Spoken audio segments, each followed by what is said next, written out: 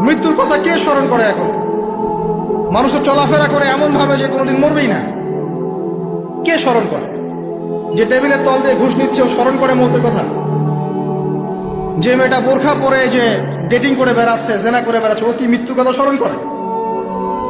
যে ছেলেটা এখনকার যুব সমাজের বেশিরভাগই মাদকের সাথে সম্পৃক্ত, গার্লফ্রেন্ড বয়ফ্রেন্ড অ্যাফেয়ার্সে আছে, হ্যাঁ, টিকটক প্রজন্ম, আড্ডাবাজি করে সময় কাটায়, গুন্ডামি করে, মাস্তানি করে, এর মৌতের কোনো ফিকির আছে?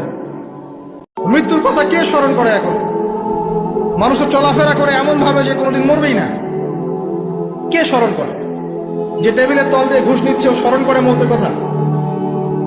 যে মেয়েটা বোরখা পরে যে ডেটিং করে বেড়াচ্ছে, জেনা করে বেড়াচ্ছে, ও কি মৃত্যুর কথা স্মরণ করে?